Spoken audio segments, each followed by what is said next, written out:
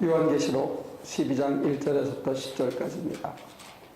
그리고 하늘에 큰 표징이 나타났는데 한 여자가 해를 둘러 걸치고 달을 그 발 밑에 밟고 12별이 박힌 면류관을 머리에 쓰고 있었습니다. 이 여자는 아이를 베고 있었는데 해산의 진통과 괴로움으로 울고 있었습니다. 또 다른 표징이 하늘에서 나타났습니다. 머리 7개와 뿔 10개가 달린 커다란 붉은 용 한 마리가 있는데 그 머리에는 왕관을 7개 쓰고 있었습니다. 그 용은 그 꼬리로 하늘의 별 3분의 1을 휩쓸어서 땅으로 내던졌습니다. 그 용은 막 해산하려고 하는 그 여자 앞에 서서 그 여자가 아기를 낳기만 하면 삼켜버리려고 노리고 있었습니다. 마침내 그 여자는 아들을 낳았습니다. 그 아기는 장차 쇠 지팡이로 만국을 다스리실 분이었습니다. 벼랑간 그 아기는 하나님께로 곧 그분의 보좌로 이끌려 올라갔고 그 여자는 광야로 도망을 쳤습니다. 거기에는 1260일 동안 사람들이 그 여자를 먹여 살리도록 하나님께서 마련해 두신 곳이 있었습니다. 그때 하늘에서 전쟁이 일어났습니다. 미가엘과 미가엘의 천사들은 용과 맞서서 싸웠습니다. 용과 용의 부하들이 이에 맞서서 싸웠지만 당해내지 못하였으므로 하늘에서는 더 이상 그들이 발붙일 자리가 없었습니다. 그래서 그 큰 용, 곧 그 옛 뱀은 땅으로 내쫓겼습니다. 그 큰 용은 라고도 하며 사탄이라고도 하는데 온 세계를 미혹하던 자입니다. 그 용의 부하들도 그와 함께 땅으로 내쫓겼습니다. 그때 내가 들으니 하늘에서 큰 음성이 이렇게 울려 나왔습니다. 이제 우리 하나님의 구원과 권능과 나라가 이루어지고 하나님이 세우신 그리스도의 권세가 나타났다. 우리의 동료들을 헐뜯는 자, 우리 하나님 앞에서 밤낮으로 그들을 헐뜯는 자가 내쫓겼다. 우리의 동료들은 어린 양이 흘린 피와 자기들이 증언한 말씀을 힘입어서 그 악마를 이겨냈다. 그들은 죽기까지 목숨을 아끼지 않았다. 그러므로 하늘아, 그리고 그 안에 사는 종들아, 즐거워해라. 그러나 땅과 바다는 화가 있다. 악마가 자기 때가 얼마 남지 않은 것을 알고 몹시 성이 나서 너에게 내려갔기 때문이다. 저희가 이제 집을 지으러 가는데 그 교회 그리고 인디어들을 위한 학교를 짓는데 제가 그 선교사님한테 전화를 했어요. 그 건물 안에다가 교실이 좀 있으니까 공간을 해서 거기다가 화장실을 넣자. 아직 그 파운데이션이 다 안 됐으면 화장실을 넣자. 그랬더니 아니래요. 그래서 제가 이해를 잘 못했어요. 넣으면 깔끔하고 좋지 않냐. 그리고 편하게 쓸 수 있다. 그랬더니 아니래. 그래서 전화로 통화를 했기 때문에 그런가 보다. 쓰는 사람이 원하는 대로 우리가 지어줘야 되니까 그런가 보다 하고 이제 말았어요. 근데 제가 일하는 대로 이제 문짝을 얻으러 오셨어요. 우리가 집 수리하고 남은 문짝이 있었는데 그거를 싣고 하시는 얘기가 뭐냐면 자기가 그러지 않아도 그 인디오 마을에다가 화장실을 지어줬답니다. 간이 화장실을. 근데 얼마 지나지 않아서 형체를 알아볼 수 없다는 거예요. 화장실인지 뭔지. 그래서 자기가 지어주고 나서 후회한 게 바로 그거다. 민도가 떨어져가지고 아직은 아이들이 공부는 스페니쉬는 배우는데 화장실 사용하는 걸 못 배운다는 거예요. 아무데나 그냥 이렇게 한다는 거죠. 그래서 이게 참 교육의 힘이라는 게. 근데 우리가 하는 작은 노력들이 사실 우리가 1884년 이후에 선교사들이 남긴 기록을 보면 우리 실상을 보고 선교사들이 이런 글을 남긴 게 있어요. 온 거리는 악취로 악취로 가득하다 이렇게 얘기를 합니다. 그러니까 선교사님들이 봤을 때는 그래도 미국이라는 나라에서 살다가 우리 선교사들이 우리를 봤을 때는 얼마나 그 대단했겠어요. 그 또랑마다 이렇게 오물이 흘러내리고 분뇨가 흘러내리고 그런 거죠. 근데 이제 그 양반들이 남긴 기록 중에는 이런 게 있어요. 자기네가 보따리를 놔두고 갔대. 그리고 걸어서 전도를 하고 잊어버렸구나, 아깝다. 그리고 보름 있다가 그 자리 주막에 돌아왔는데 그게 그대로 있더래요. 그래서 그 선교사님들이 조선인에 대한 가능성을 봤다, 이제 그러더라고요. 그러니까 오늘 우리가 올해 들어서 벌써 사실은 제가 작년에 우리 남성교 회장님하고 우리 장로님한테 그런 얘기를 했어요. 올해는 우리 교회 하나 지읍시다. 우리 교회를 어떻게 애들 써서 돈 좀 벌어봐라, 그렇게 말했는데 우리 교회는 못 지었지만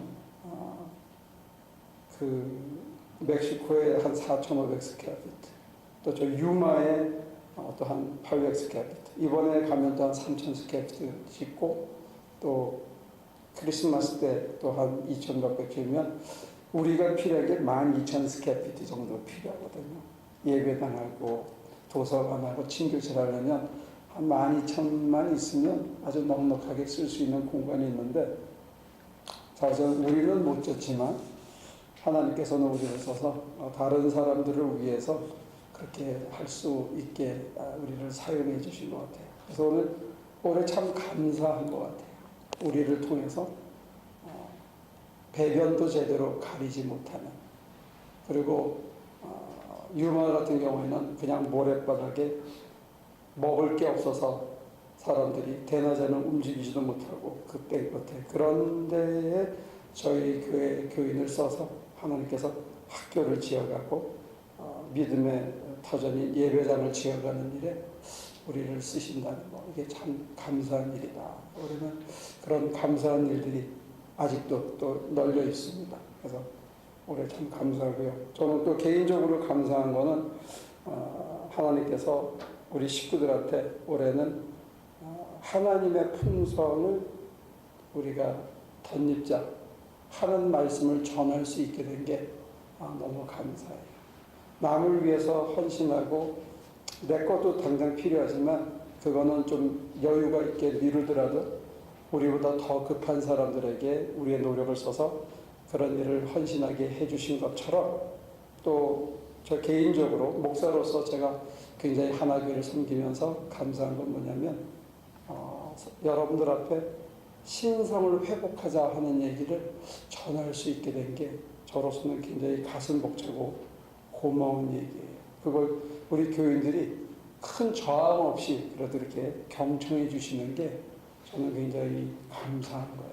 이거는 어쩌면 그 신학교 클래스에서 얘기해도 반론이 많을 수 있는, 그리고 목사님들이 듣고도 충격을 받을 수 있는, 왜냐하면 성령 충만이라는 얘기는 많이 들었지만 그 성령 충만이라는 게 성령의 은사를 내가 받고 능력을 받고 성령이 들어오셨다가 언젠가 떠나가는 이런 식으로 이해할 수 있는데, 우리 인간이라는 것 자체가 하나님의 아들 예수 그리스도가 첫 모델이 되고 첫 아들이 되고, 그로 인해서 우리가 양자 양녀가 된다, 아버지의. 그렇다는 얘기 속에서 우리는 사실은 참 인간이면서 동시에 참 신이신 예수님을 본받아 우리 안에 신성을 회복해야 된다는 교린이 있었는데, 그걸 이렇게 설교 시간에 여러분들에게 전할 수 있었는데 여러분들이 그걸 듣고 이상하다 이렇게 안 해준 게 저로서는 굉장히 고마운 거예요. 왜냐하면 그 얘기 속에 담겨있는 더 중요한 의미는 뭐냐면 우리가 눈뜨고 살고 있는 이 세상이 전부가 아니라는 거예요. 그래서 그 이븐 데이빗이라고 하는 그 하버드 대학에서 정신외과 의사를 했던, 교수를 했던 그분이 하는 얘기는 이런 게 있어요. 우리의 그 뇌파가 있는데 뇌작용 속에서 뇌가 하는 역할 중에 가장 큰 역할이 필터링 작용이라고 해요. 외부 사물이 있는 것을 우리가 지각할 때 필터링을 해서 일부만 보고 일부만 듣게 한다는 거예요. 그래서 실제로 우리가 듣는 그 헬스가 20Hz 넘어가면 못 듣고 7Hz 밑으로 가면 못 듣는다는 거예요. 우리가 명상을 깊이 하게 되면 4Hz까지도 들을 수 있다고 그래요. 더 밑으로도 갈 수 있고. 그러니까 그 상태에 가게 되면 뇌의 필터링 작용이 느슨해지기 시작하면 그때 보이고 들리는 것들이 있다는 거예요. 그러면서 이제 그 사람이 얘기하는 그 문을 열어놓는 건 뭐냐면 하늘이 이 땅하고 뒤섞여 있고 우리가 살고 있는 이 세상이 바로 하늘일 수 있다 하는 이런 과학적인 설명을 해요. 그런데 그런 과학적인 설명 대신에 저는 여러분들에게 어떻게 전했냐면 아버지가 내 안에 내가 아버지 안에 저들이 아버지 안에서 하나 되게 하셔서는 요한복음 17장의 이 얘기가 사실은 제가 지난 30년 동안 목회하고 또 이 길을 가면서 끊임없이 관심을 갖고 찾아오던 거고 이걸 여러분들에게 소개할 수 있는 2013년이었다는 거. 그게 저는 굉장히 감사한 거예요. 그러니까 저가 여러분들이 눈 뜨고 지금 사실 아무것도 안 보이잖아요. 그죠? 근데 우리의 이게 뇌 필터링 작용에 의해서 이게 잘 안 보이는 거라는 거예요. 그 사람의 의견은. 그런데 이제 물론 그렇게 과학적으로 설명하는 사람도 있고 또 데이빗 그리핀 같은 사람은 유사 죽음의 그걸 통해서 하나님과 우리가 여기 공지하고 있다 뭐 이런 치밀한 이론을 대는 사람들도 다양하게 있는데 핵심은 이런 것 같아요. 오늘 본문이 얘기하는 핵심하고 이어져서 생각을 하면 우리가 알고 있는 이 세상이 다가 아니라는 내가 눈뜨고 있는 이 세상이 다가 아니라는 것 첫째. 두 번째, 우리가 생각할 때 인간이라고 생각하는 이 인간이 이게 또한 다가 아니라는 거예요. 그래서 우리 속에는 하나님의 품성이 이미 담겨져 있다는 거예요. 내 안에 신성이 담겨져 있다는 거예요. 이거를 내가 인지하지 못하고 살거나 이걸 개발하지 못하고 살고 있다는 거. 이게 이제 하나고. 두 번째는 이 하나님의 통치가 이루어지는 이 나라, 이 세상 속에 하나님의 뜻이 이루어지고 하나님의 통치가 이루어지는 하나님의 나라가 있는데 아까 이분의 얘기를 한다면 우리의 필터링 작용 때문에 우리는 그걸 못 보고 있다. 이제 그렇게 얘기할 수 있는 거죠. 그러니까 두 가지가 사실은 엮여져 있어요. 우리 안에 하나님의 신성이 있고 사실은 지지고 볶고하는 이 세상이 바로 하나님의 통치가 이루어지는 하나님의 나라라는 거예요. 근데 왜 내 안에 그러면 신성이 빨리 회복이 되지 않는가? 내가 왜 하나님 나라에 살고 있다면서 하나님 나라만이 줄 수 있는 그 평화와 기쁨이 내 속에서 끊임없이 유지되지 않는가? 근데 여기에 대한 질문이 생기는 거죠. 그러니까 여러분들이 의심할 수도 있어요. 이 질문 자체를 의심할 수도 있고 그게 그럴듯해서 해보려고 하는데 실제로 나는 잘 안 돼. 이게 잘 안 되는 이유가 뭐냐 했을 때 첫째는 개인적인 이유 때문에 잘 안 되죠. 왜? 내가 살던 방식하고 다르니까. 두 번째는 뭐냐면 눈에 안 보이는데 저걸 얘기하는데 이게 믿어지냐? 저걸 진짜냐? 하는 의심이 들고 내가 해보려고 그러면 이게 잘 안 되고 살아오던 가치관과 타성이 있는데 그대로 살아보려고 하나님을 느끼고 그런데 뇌파의 활동을 멈추고 어디 명상을 통해서 가만히 가라앉아보자. 뭐가 들리는지. 그리고 시키는 대로 내가 한번 해봐야지. 이렇게 하려고 애를 써도 살던 타성 때문에 잘 안 되는데 오늘 본문은 한 가지 이유가 더 있다는 거예요. 그게 뭐냐면 흑암의 세력이라는 거죠.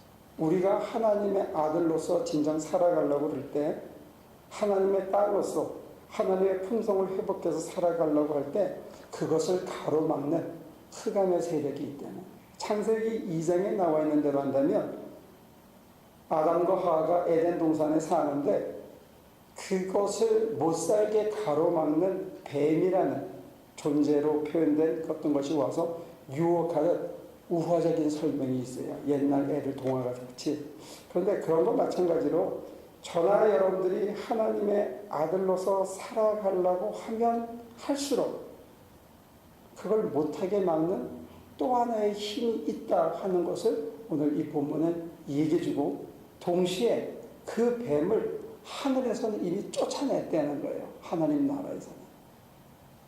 다만 우리가 그 뱀과 이기는 싸움인데, 왜 이미 쫓겨났기 때문에 힘을 못 쓰기 때문에 그 사탄들과 싸워서 이길 수밖에 없는 싸움인데 왜 못 이기느냐 했을 때 목숨을 걸어야 된다.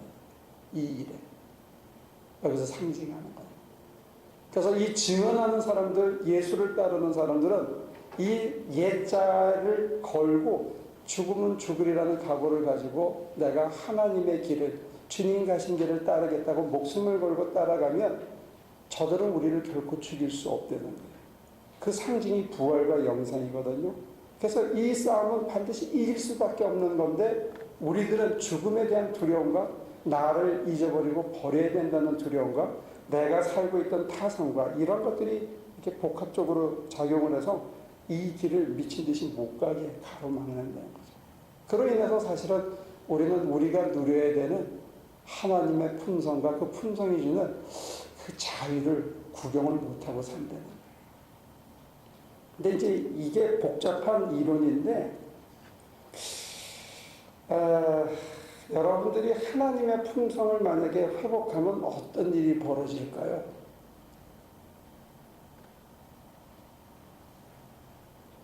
제가 또 하나님께서 저를 통해서 여러분들에게 하나님의 품성, 신의 품성을 덧입고 그것을 회복하는, 하나님의 형상을 회복하는 그런 삶을 사는 것, 그게 구원인데 그거를 왜 하라고 여러분들에게 권하겠냐.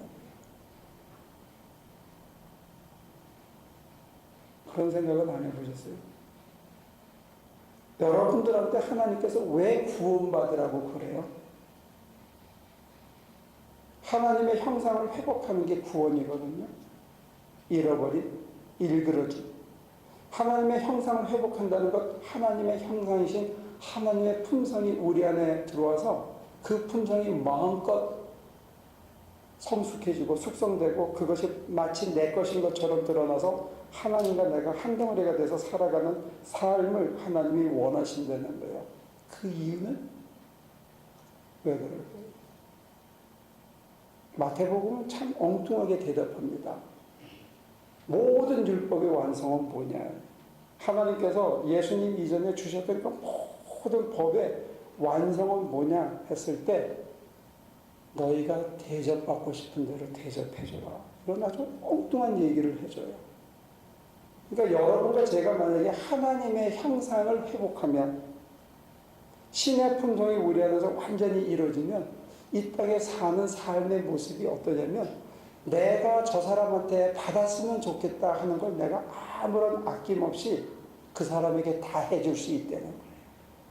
그런데 내가 그렇게 해주면서도 공치사가 없고 그렇게 다 해주면서도 전혀 아깝지가 않고 이거 해주면서도 내가 이번엔 참는다. 그러나 네가 한 번만 더 그러면 내가 이제 이거 그냥 본 때려보겠다. 이런 마음이 하나도 없다는 거예요. 그렇게 할 수 있는 것, 이게 율법의 완성이라는 거예요. 그러니까 하나님께서 여러분과 저에게 주고 싶어 하는 건 뭐냐면 이걸 완성시키고 싶은데 내가 받고 싶은 대로 그대로 남에게 다 해줬는데 하나도 억울하지 않아. 우리가 선교지에 가가지고요. 어제 우리 앞서서 이번에 가서 벽을 세우고 온 그 팀의 리더를 만났어요. 유마에 가서. 근데 그분이 그렇더라고요. 정말로 헌신된 선교사님을 만나면 자기네는 정말로 다 드리고 싶대. 그래서 제가 그랬어요. 성자를 기대하지 마십시오. 그랬더니 그건 그래요. 그냥 선교지에 가면 다 지어주고 그냥 국경 넘어오는 순간에 다 잊어버려야지. 안 그러면 어떤 데는 시험 들겠어요. 현실적인 얘기를 하더라고요. 그래서 제가 그렇습니다. 우리 교회 오면 새벽 2시에 끝나고 오니까 뭐 더 가지고 오고 싶다. 그거 뭐 어떻게 하겠다. 공치사 이런 생각 전혀 안 난다. 우리는 빨리 집에 가고 싶다. 미국으로 가야 된다. 이 생각 외에는 우리는 아무 생각이 안 든다. 그러니까 다 소진하면 사실 다 주면 아깝다는 생각이 안 드는 것 같아요. 내가 이만큼 해줬는데 저가 저렇게 할 수 있나 이런 마음이 안 드는 것 같아요. 이 다 준다는 의미, 다 주고 느끼는 충만감이 있다는, 다 주었을 때. 근데 마태복음이 얘기하는 너희가 대접받고 싶은 대로 대접해줘라.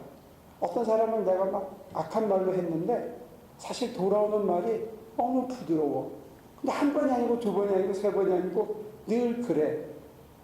그러면 내가 그 사람 앞에서 변할 수밖에 없어. 그 사람은 나를 공짜로 일해주는 사람이라고 생각하는데 나는 그냥 똑같이 이게 하나님의 일이라고 생각하고 만약에 한결같이 만약에 대한다면 이 사람이 이렇게도 찔러보고 저렇게도 찔러보고 이렇게도 얘기했는데 한결같이 만약에 똑같이 한다면 그 사람이 저와 여러분들을 통해서 변할 수밖에 없어요. 왜? 그 사람을 변화시키는 것은 내가 아니라 내 안에서 역사하시는 하나님의 품성이기 때문에 하나님이 아니시고는 우리는 그렇게 사람을 대할 수가 없어요. 하나님이 아니고서는 우리는 악한 말을 하는 사람에게 끊임없이 선한 말을 할 수가 없어요.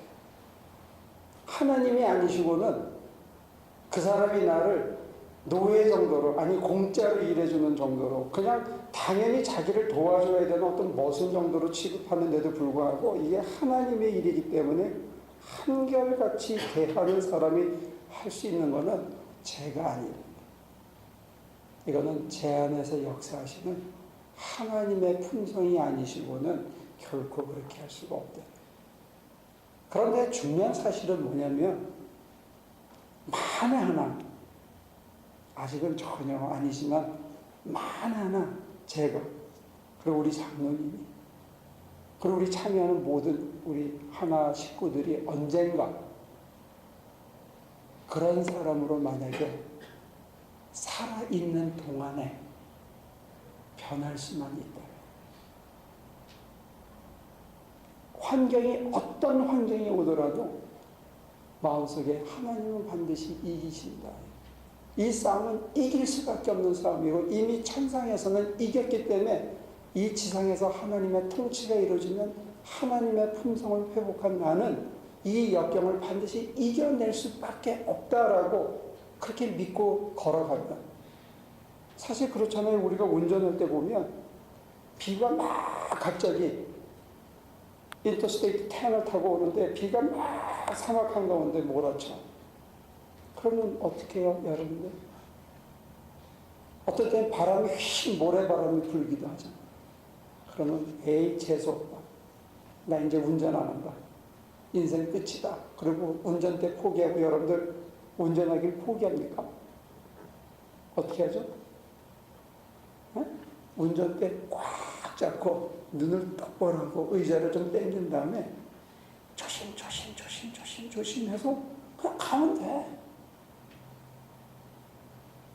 다른 차가 나한테 기어 들어오는 것만 잘 보면서 그냥 조심 해서 가면 이 싸움은 반드시 이기게 돼 있어요. 비바람이 분다고 모래바람이 친다고 해가지고 운전을 때려칠 수는 없잖아요.